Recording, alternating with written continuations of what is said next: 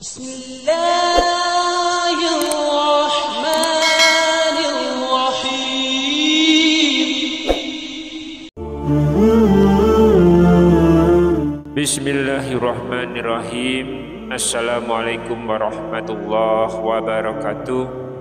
Syukur alhamdulillah kita masih dipertemukan kembali di channel ini. Salawat dan salam selalu dan tetap tercurahkan kepada junjungan kita Nabi besar Muhammad sallallahu alaihi wasallam. Allahumma sholli ala sayyidina Muhammad wa ala ali sayyidina Muhammad. Harapan dan doa saya semoga sahabatku semuanya selalu diberikan kesehatan, dilapangkan rezekinya, diampuni dosa-dosanya, dipanjangkan umurnya, dan semoga kita tidak mati kecuali mati dengan beriman dalam Islam. Dan sempatkanlah menuliskan sholawat di kolom komentar. Insya Allah akan menjadi bukti cinta kita kepada Rasulullah Muhammad sallallahu alaihi wasallam. Semoga kita semua mendapatkan syafaat beliau di akhirat kelak. Amin ya rabbal alamin. Sahabat seiman yang dirahmati Allah, berbicara tentang wanita sebagai penduduk surga, maka mau tidak mau kita akan berbicara tentang ciri-ciri wanita solehah. Karena yang bisa masuk surga dari kalangan wanita tentunya hanyalah wanita yang solehah. Terlebih di zaman ini yang begitu banyak godaan yang bisa memalingkan para wanita dari jalan yang lurus. Di zaman sekarang ini, wanita yang mungkin hanya duduk-duduk saja bisa rusak perangainya dan terjerumus dalam kemaksiatan. Hal ini salah satunya disebabkan oleh internet yang menjadikan seorang wanita bisa melihat berbagai macam hal, dari hal yang baik sampai yang terburuk, dan tidak ada yang bisa menyelamatkannya kecuali Allah Subhanahu wa Ta'ala. Maka ketika seorang wanita tidak memiliki landasan agama yang baik, penglihatannya menjadi liar dan akan belajar hal-hal yang buruk dan sangat berbahaya seperti yang terjadi di zaman sekarang ini. Itulah sebabnya wanita harus mengetahui apakah ciri-ciri wanita solehah agar kita bisa menilai apakah ciri-ciri tersebut ada pada diri kita, dan tentunya supaya bisa kita amalkan dalam kehidupan kita agar bisa termasuk dalam golongan wanita penghuni surga. Sahabat seiman yang dirahmati Allah, Islam telah menyebutkan di dalam Al-Quran dan hadis terkait serentetan sifat wanita solehah. Yang pertama, senantiasa menunaikan hak Rabbnya dan hak suaminya. Allah Subhanahu wa Ta'ala telah berfirman dalam Quran surat An-Nisa ayat 34, maka perempuan-perempuan yang solehah adalah mereka yang taat kepada Allah dan menjaga diri ketika suaminya tidak ada, karena Allah telah menjaga mereka. Quran surat An-Nisa ayat 34. Pada ayat tersebut Allah menyebutkan dua sifat wanita solehah, yaitu taat kepada Allah dan menjaga tatkala suaminya tidak ada. Lantas apa yang dimaksud dengan mereka jaga? Para ahli tafsir menyebutkan bahwa mereka ini menjaga harga diri mereka dan suami mereka, menjaga kesucian mereka, dan menjaga harta suami mereka ketika suami mereka tidak ada. Maka bisa disimpulkan bahwasanya Allah Subhanahu wa Ta'ala memerintahkan untuk menjaga hak-hak suami mereka ketika suami mereka tidak ada, maka terlebih lagi ketika suaminya hadir bersamanya, maka seorang istri lebih wajib lagi untuk menjaga hak-hak suaminya. Dalam sebuah hadis, Nabi Muhammad SAW telah bersabda, "Jika saya boleh memerintahkan seseorang untuk bersujud kepada orang lain, niscaya aku akan perintahkan seorang istri sujud kepada suaminya." Hadis riwayat Tirmizi, disahihkan oleh Syekh Al-Albani.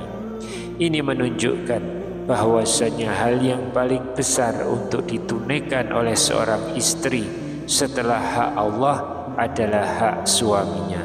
Oleh karena itu, jika seorang wanita ingin masuk surga, laksanakan dua ciri-ciri ini, yaitu menunaikan hak Allah dan hak suami. Lalu yang kedua, waspada dari godaan setan.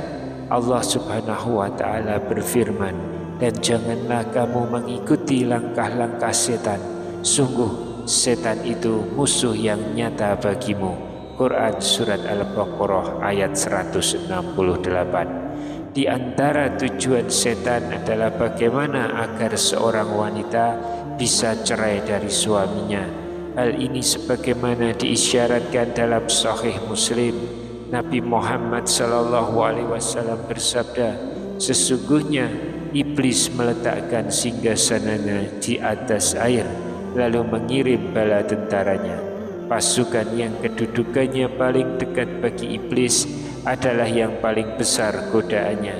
Salah satu di antara mereka datang, lalu berkata, 'Aku telah melakukan ini dan itu.'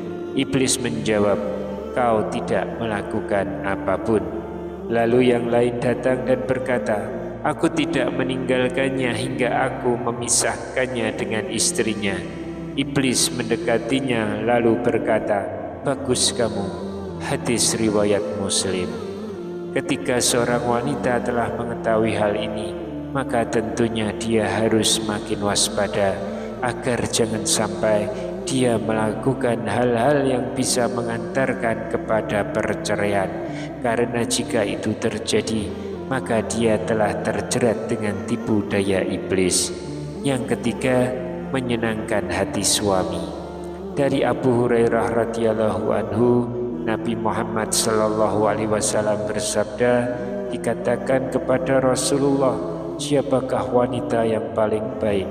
Beliau menjawab, "Yang paling menyenangkannya jika dilihat suaminya, dan menaatinya jika ia memerintahkannya, dan tidak menyelisihinya dalam diri dan hartanya dengan apa yang dibenci suaminya." Hadis riwayat An-Nasai. Di antara ciri terbaik wanita solehah adalah dia menyenangkan suaminya, baik itu ketika dia dilihat oleh suaminya, atau ketika dia taat kepada suaminya, atau dengan tidak melakukan hal yang dibenci oleh suaminya. Seorang wanita harus mempersiapkan diri dari sisi penampilan dan akhlaknya. Dia harus memperbagus penampilan dan memperbaiki akhlaknya. Yang keempat, penyayang, subur, dan senantiasa kembali kepada suaminya.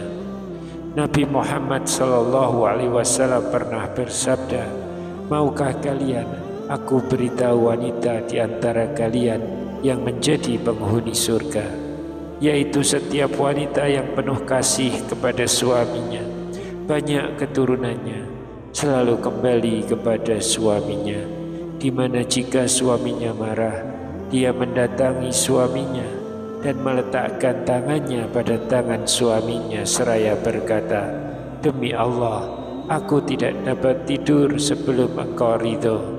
Hadis riwayat An-Nasai.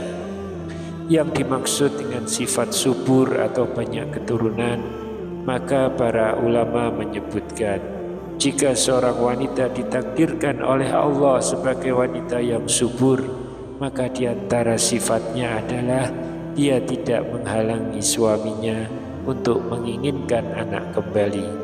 Adapun jika seorang wanita ditakdirkan oleh Allah belum memiliki anak karena sebab-sebab tertentu, atau sudah berusaha namun hanya memiliki 1 atau 2 anak, maka tentunya hal ini di luar kemampuannya sebagai manusia.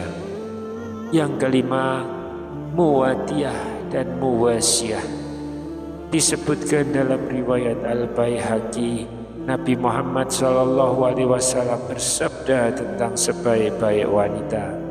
Sebaik-baik wanita atau istri kalian adalah yang penyayang kepada suaminya, banyak keturunan, yang meringankan beban kalian jika mereka bertakwa kepada Allah. Hadis riwayat Al-Baihaqi. Apakah seorang istri benar-benar tidak boleh membangkang terhadap perintah suami? Ya, tidak boleh seorang istri membangkang kepada suami. Yang dibolehkan baginya adalah berdiskusi dengan suami. Namun jika suami telah memutuskan sesuatu, maka wajib untuk sang istri taat kepada suaminya, dan itu hal-hal yang bukan bentuk maksiat kepada Allah. Taat kepada suami bukanlah perkara yang mudah.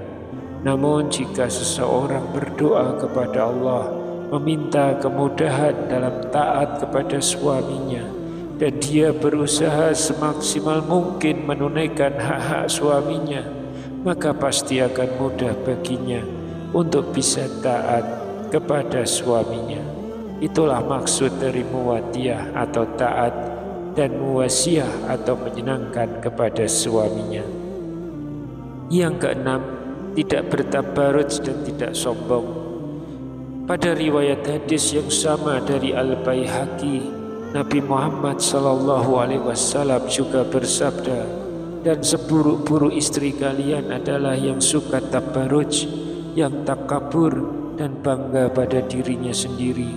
Mereka itulah para munafik, dan mereka tidak akan masuk surga kecuali seperti burung gagak al-asyam yang merah paruh dan kedua kakinya.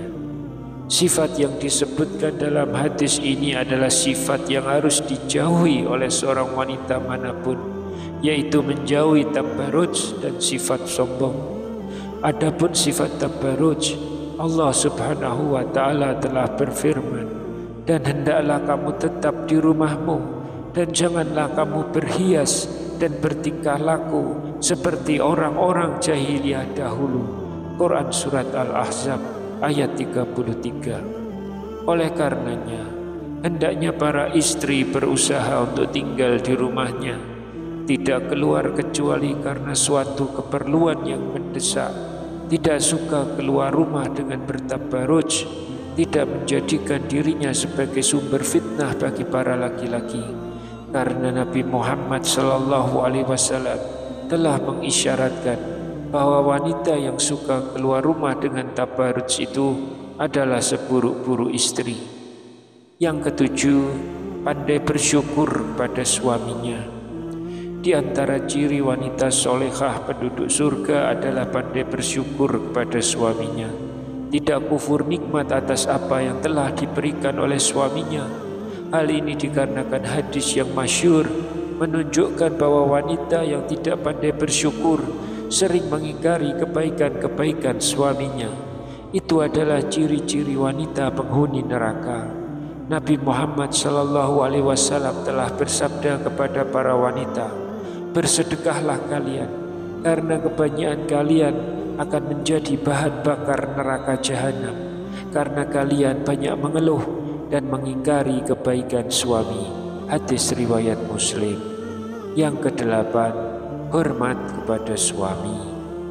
Sifat hormat kepada suami merupakan di antara sifat wanita penghuni surga.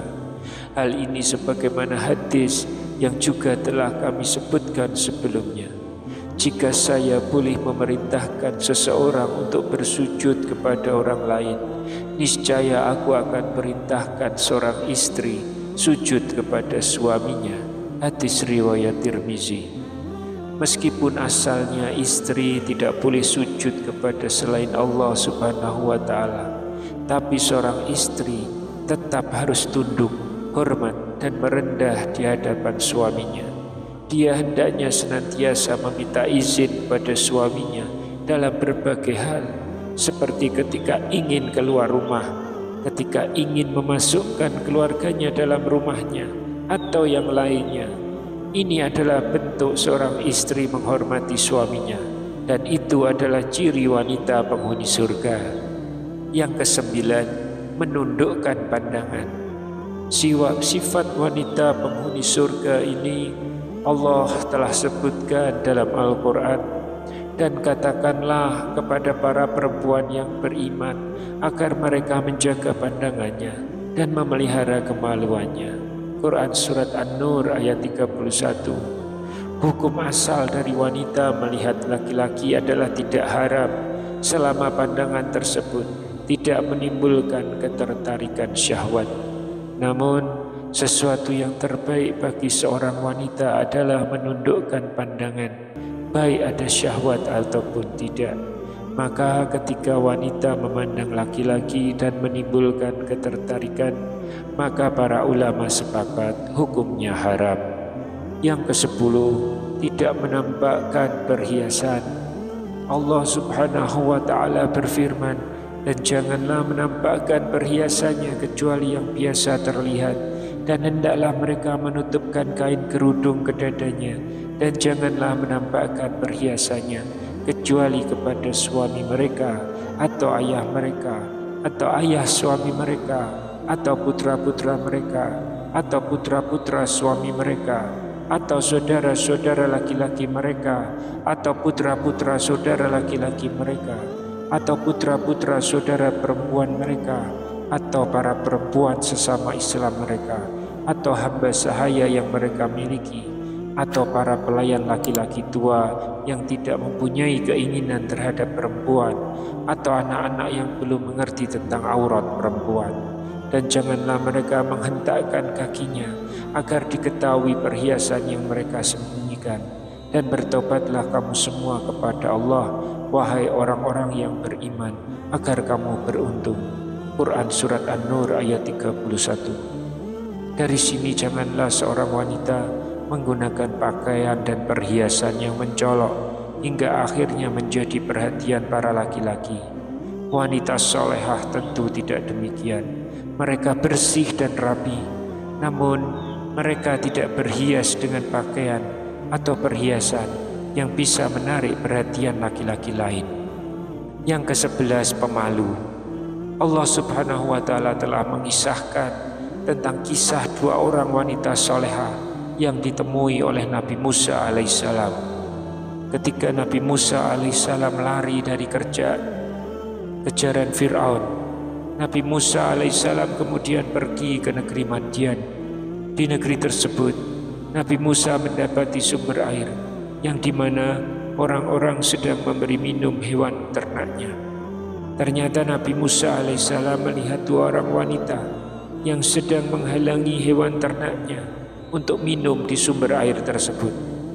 Ketika Nabi Musa alaihissalam bertanya kepada dua wanita tersebut terkait perbuatannya menahan hewan ternaknya untuk minum, ternyata wanita tersebut malu untuk bercampur dengan laki-laki, sehingga dia menunggu laki-laki yang sedang meminumkan ternaknya pergi terlebih dahulu. Quran Surat Al-Qasas ayat 23. Ini adalah ciri-ciri wanita solehah, yaitu berusaha untuk tidak bercampur dengan laki-laki dan malu jika bertemu dengan laki-laki. Sesungguhnya Allah telah menjadikan sifat malu merupakan fitrah dan perhiasan seorang wanita. Ketika sifat malu pada seorang wanita itu sudah tidak ada, maka itu bukanlah ciri wanita solehah. Yang ke-12, tidak mendayu-dayu ketika berbicara. Allah Subhanahu wa ta'ala berfirman kepada istri-istri Nabi Muhammad sallallahu alaihi wasallam, wahai istri-istri Nabi, kamu tidak seperti perempuan-perempuan yang lain jika kamu bertakwa. Maka janganlah kamu tunduk, melemah lembutkan suara dalam berbicara, sehingga bangkit nafsu orang yang ada penyakit dalam hatinya, dan ucapkanlah perkataan yang baik. Quran Surat Al-Ahzab ayat 32. Perintah Allah terhadap istri Nabi Muhammad tentu berlaku bagi seluruh wanita secara umum. Janganlah seorang wanita berbicara dengan mendayu-dayu, dengan melenggak-lenggokkan suara, agar tidak ada laki-laki yang terfitnah dengan hal tersebut. Wallahu a'lam bishawab. Demikian yang bisa saya sampaikan di kesempatan kali ini. Semoga dapat memberi manfaat untuk kita semua. Amin ya rabbal alamin. Wassalamualaikum warahmatullahi wabarakatuh.